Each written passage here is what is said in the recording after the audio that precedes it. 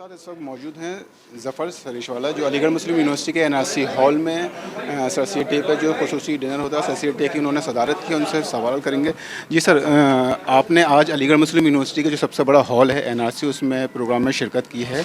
क्या कुछ सर सैयद के बारे में आपने तलबा को बताने की कोशिश की है? सर सैयद के बारे में क्या कहना चाहते हैं? देखिए, सर सैयद एक ऐसी शख्स, बल्कि एक मूवमेंट का नाम है और एक फ़िक्र है, एक फ़िक्र दी सर सैयद रहमतुल्लाह अलैह ने। और बिल्कुल मैं कहूँगा कि एक बहुत बड़े रिफॉर्मर थे और यानी national builder of modern India कहूँगा मैं, क्योंकि जो नींव डाली उन्होंने। अलीगढ़ मुस्लिम यूनिवर्सिटी सबसे पहले बनी, उसके बाद बनारस हिंदू यूनिवर्सिटी, फिर जामे मिलिया, यानी एक मूवमेंट शुरू हुई। और जिस ज़माने में जब सर सैयद ने सोचा, तो ये सोचा था ना कि भाई ये कौम को तालीम याफ्ता होना बहुत ज़रूरी है, क्योंकि उस ज़माने में अंग्रेज़ हुकूमत थी, मुसलमान हारा हुआ था, 1857 के बाद हुकूमत चली गई थी। बिल्कुल एक यानी डिस्पॉन्डेंसी जिसको कहते हैं, वो उस वक्त ये सोचा कि अब अगर इस कौम को फिर से अपना मकाम हासिल करना है तो इसको तालीम याफ्ता होना पड़ेगा। तो वो अब वही है ये आज अलीगढ़ मुस्लिम यूनिवर्सिटी। और बल्कि बहुत सारे कोर्सेज ऐसे हैं अलीगढ़ मुस्लिम यूनिवर्सिटी में जो पहले कभी नहीं थे, जैसे पेट्रोलियम। आज से 30-35 साल पहले तो हिंदुस्तान की शायद ही किसी यूनिवर्सिटी में था। जियोलॉजी जो कहीं नहीं थी। तो वो जो सोच थी, वो सोच की आज भी ज़रूरत है मुसलमान। आपने अपनी तकरीर में बहुत सारी बात की, अलीगढ़ मुस्लिम यूनिवर्सिटी की बात की, सर सैयद की बात की, आपने यूनिवर्सिटी के माइनॉरिटी करेक्टर की भी बात की। तो यूनिवर्सिटी के इस वक्त आपको मालूम है यूनिवर्सिटी के सामने सबसे बड़ा जो मसला है वो यूनिवर्सिटी का माइनॉरिटी स्टेटस है, जो ज़ेर बहस है सुप्रीम कोर्ट में। इसके बारे में क्या कहना चाहते हैं? किस तरीके से यूनिवर्सिटी अपने माइनॉरिटी स्टेटस को बहाल कर सकती है? देखिए, मैं तो हमेशा से तब भी कहा था, आपके जो उस ज़माने के जो वाइस चांसलर थे और बाद भी, कि भाई ये जो है गवर्नमेंट ऑफ द डे से बात करो, आप उनके सामने रखो अपनी बात। तो आप अगर उनके सामने नहीं रखते बात और इधर उधर बात करने का क्या मतलब है? जहाँ होनी चाहिए डिसीजन मेकर कौन है, उनसे तो आप मिलते ही नहीं हो।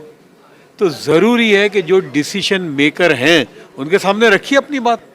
तो क्या आपको लगता है यूनिवर्सिटी इंतजामिया को डायरेक्ट वज़ीर आज़म से या वज़ीर तालीम से मुलाकात करनी चाहिए इसके लिए? बिल्कुल भाई, जो मायने रखता है इस मुल्क में, मायने कौन रखता है? जो गवर्नमेंट है, प्राइम मिनिस्टर से लेके HRD मिनिस्टर है, उनसे आप बात तो रखो, उनसे राब्ता रखो।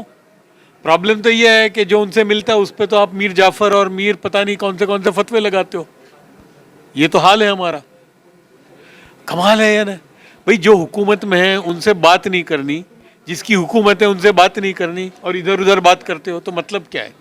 आपने पूरी तकरीर में, मैंने सुना आपकी तकरीर, मुझे ऐसा लगा कि आप कहीं ना कहीं जो मुल्क के मुसलमान हैं उनके और मौजूदा हुकूमत जो है बीजेपी, उसके पीछे में जो गैप है उसको कम करने की बात, मतलब मुझे लगा कि आपने कहना चाह रहा है कि मुसलमानों को डायरेक्ट बीजेपी से रब्ता कायम करना चाहिए और अपने मसाइल को हल करने के लिए। तो क्या आपको लगता है कि हमारे पास 2024 का इंतखाबात सामने है, तो उसमें हमें बीजेपी का हाथ थामना चाहिए, बीजेपी की तरफ जाना चाहिए?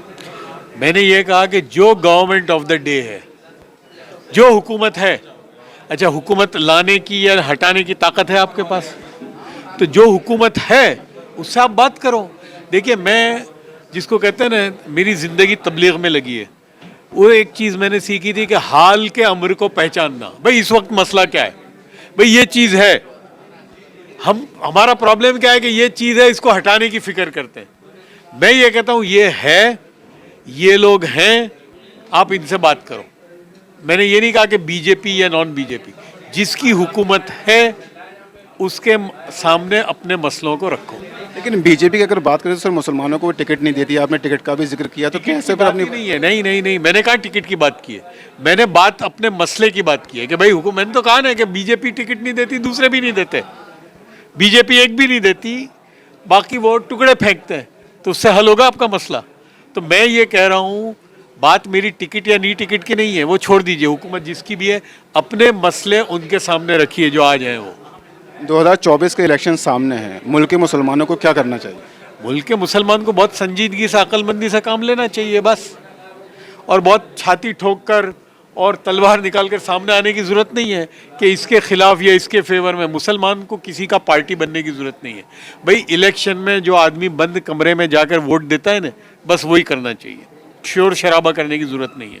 मुसलमानों को सियासी फुटबॉल कहा, मतलब आपने अपनी तकरीर में कहा कि मुसलमानों को मतलब इस्तेमाल किया जाता है इलेक्शन में, तो उसके बारे में क्या कहना चाहते हैं? भाई आप देखिए ना, जो पार्टियां आपकी हैं, जिनको आप वोट देते हो, जिनको 90% आप वोट देते हो, वो टिकट देती है आपको। टिकट भी कौन सी देती है? 2 4 5 देती है, और फिर जब माले गनीमत बंटने के टाइम पे मिलता है आपको कुछ? आपको स्टैंडर्ड 2 3 मिनिस्ट्री मिलेगी, वक्फ बोर्ड, हज कमेटी और मुर्दों के कब्रिस्तान की मिनिस्ट्री, यही मिलेगी आपको। तो अगर आप इसी पे खुश हो तो फिर ठीक है। मुसलमानों को अपनी पार्टी खड़ी करनी चाहिए क्या? नहीं, बिल्कुल नहीं। मुस्लिम पार्टी या ये मुल्क के अंदर रिलीजियस या आइडेंटिटी बेस्ड पार्टी चलेगी नहीं। आपने यूपी में ही देख लिया है ना, कितना है आपके, क्या हुआ उनका। अच्छा, आप एनआरसी हॉल में आए हैं, यहाँ पर आपको सदारत करने का मौका मिला, इस तकरीब के बारे में क्या कहना चाहते हैं? कैसा आपको एनआरसी हॉल में आप सदारत किया अपने प्रोग्राम में, इसके बारे में क्या कहना चाहते हैं यहाँ के? नहीं, यानी बेदारी है। मुझे देख के जो खुशी हुई वो इस बात की कि कौम जिंदा है, बिल्कुल। बस उसको एक डायरेक्शन देने की ज़रूरत है। तो बहुत एक चीज़ है कि जिंदा कौम है, बेदारी है, बस उसको डायरेक्शन देने की ज़रूरत है। तो नाज़रीन, ये थे ज़फ़र सरिशवाला। इनका कहना है कि मुल्क के मुसलमानों को अपने मसाइल को दूर करने के लिए जो भी हुकूमत है, चाहे वो बीजेपी की हो चाहे कांग्रेस की हो, उनसे रब्ता कायम करना चाहिए, उनसे बैठ कर उन्हें मसाइल को सामने रखना चाहिए। और मुसलमानों को इस वक्त तालीम याफ्ता होने की बहुत ज़रूरत है। ETV भारत के लिए अलीगढ़ से है सुहेल अहमद।